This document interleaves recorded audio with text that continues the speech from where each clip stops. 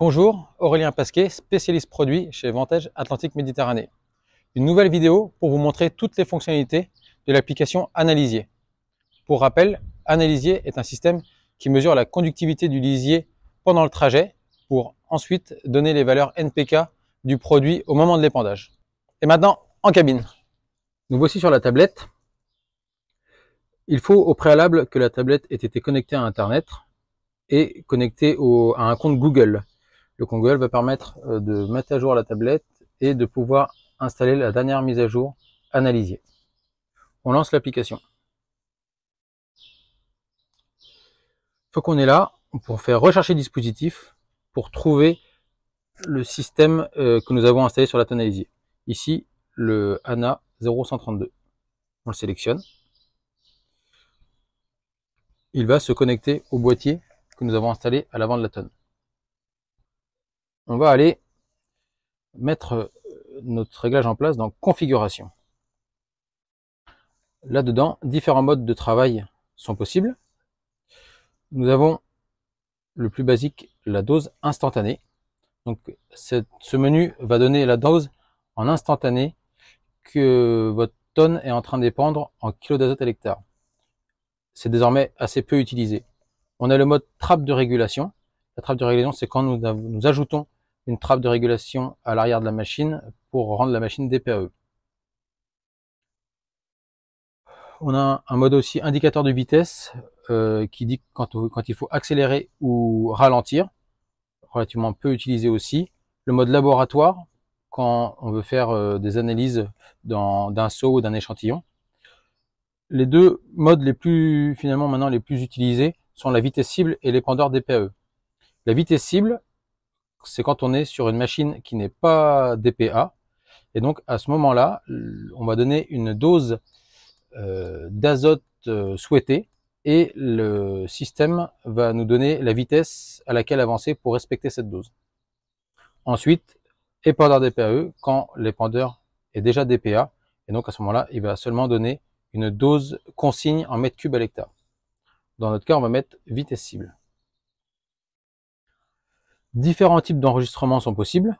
Le basique, détaillé ou intermédiaire. Le basique va seulement enregistrer la date, l'heure et la richesse du lisier que vous amenez dans votre tonneau. L'intermédiaire, ça va être le même principe, mais en plus de ça, on va pouvoir ajouter le volume qu'on a épandu. Si des fois on a épandu un volume, si on n'a pas épandu l'épandeur complet, et un nom de champ et un nom de ferme. Enfin, détaillé, c'est le système le plus avancé. Il nécessite d'être connecté à Internet, et par rapport à notre position, il va déterminer automatiquement la référence télépack. On va utiliser intermédiaire dans notre cas. Ensuite, on peut enregistrer automatiquement des valeurs moyennes d'épandage. Pour ça, soit on utilise une vitesse minimum pour laquelle on définit que nous n'épandrons pas, soit on peut ajouter un capteur sur la trappe d'épandage. Ce capteur va permettre automatiquement de savoir quand on épand ou quand on n'épand pas. Quand on n'a pas de capteur et qu'on n'est pas vraiment intéressé par les valeurs moyennes d'épandage, on va mettre 100 valeurs moyennes. On peut valider ce menu. Ensuite, nous avons données de pompage. Les données de pompage, on va déterminer différents éleveurs ou différents élevages et les fosses à lisier qui lui sont associées. Quand on va dans éleveur, pour créer un nouvel éleveur, on fait plus, on va déterminer son nom de société.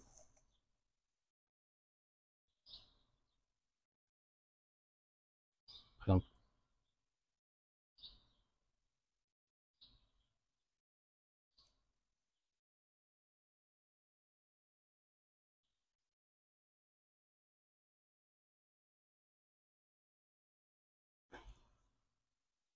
un prénom, peu importe, ouais, il faut mettre la réalité.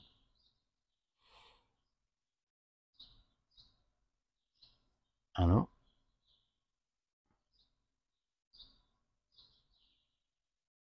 Un code éleveur, si on veut en mettre un.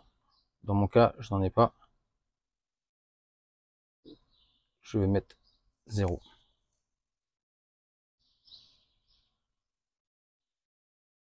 Et on accepte. On a les différents éleveurs. Ensuite, on peut y insérer des fossalisiers. On va faire le plus de la même chose. On va mettre le nom de notre fossalisier pour la retrouver. Donc ça peut être celle de la maternité, celle qui est couverte, celle qui est non couverte. Dans notre cas, on va en mettre qu'une. On va mettre celle la couverte par exemple. Elle est bien affectée à l'ERL Jambon, la commune. Ensuite, nous avons des valeurs de compensation. Ces valeurs de compensation permettent, si il s'avère que la valeur déterminée par le capteur est en dessous ou au-dessus de la valeur réelle, on peut inclure des valeurs de compensation. Par exemple, si notre capteur nous dit que le lisier fait 2,5 kg d'azote au lieu de 3, la réalité, si on voit ça à plusieurs tonnes et qu'on a vérifié ça auprès de laboratoires, on pourrait mettre par exemple une valeur de compensation de plus 0,5. Ceci permettra d'augmenter la valeur de notre algorithme pour tomber en face des mesures laboratoires. De même pour le phosphore et le potassium. Si on reste en mode normal, standard, on va dire, on laisse tout à 0. Configuration épandeur désormais. Donc il faut configurer au moins une tonne et une rampe. Donc ici dans notre cas, la tonne qu'on a installée, c'est une Gentile. On va lui donner ce nom. Et elle est neuve, elle est de 2024. On la retrouvera comme ça sur le parc du client. L'immatriculation, si on veut la mettre, dans notre cas, on ne va pas la mettre. La capacité en mètres cubes, donc ici, elle fait 19 mètres cubes. Le temps en minutes et en secondes sont le temps de vidange de la machine. Donc si par exemple, donc pour ça, dans un premier temps, on va rentrer des valeurs un petit peu habituelles, mais il faut faire au moins une ou deux, voire 3 mesures de vidange de la machine. Pour ça, on remplit la machine, on va au champ et on mesure le temps qu'il lui faut pour se vider complètement. Là, on va mettre 3 minutes et 30 secondes. Nous n'avons pas de capteur installé à l'arrière de la machine, le capteur de trappe. Si nous avions un capteur de trappe, on pourrait inverser la commande pour qu'il soit correctement renseigné. Et ensuite, on met prédéterminé. Notre tonne est enregistrée. Retour. Et ensuite, on va enregistrer une rampe. Ici, on a un pendillard.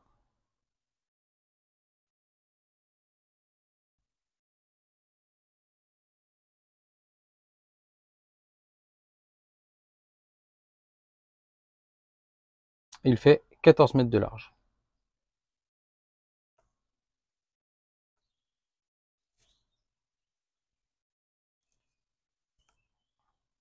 Fait retour. Toute cette page est maintenant renseignée au minimum. On retrouve nos valeurs d'épandeur qui s'affichent en haut. Notre capteur actuellement connecté en haut. Et désormais, on peut faire une première analyse. Maintenant que tout est renseigné, on peut aller dans les menus, et notamment le menu test capteur. Ceci nous permet de voir que le GPS a des coordonnées cohérentes. La valeur du conductimètre, elle est à peu près comprise entre -2 et 2 quand la tonalisier est vide. C'est fluctuant. Ce qui est important, c'est que les valeurs ne doivent pas être à 25. Quand la valeur est à 25, ça veut dire que la sonde est déconnectée. On peut voir aussi la valeur. Si on a rajouté un capteur sur la trappe arrière, on peut voir sa valeur si la trappe est ouverte ou fermée. L'application Analysier est désormais configurée. Rendez-vous dans la vidéo suivante pour décrire son utilisation.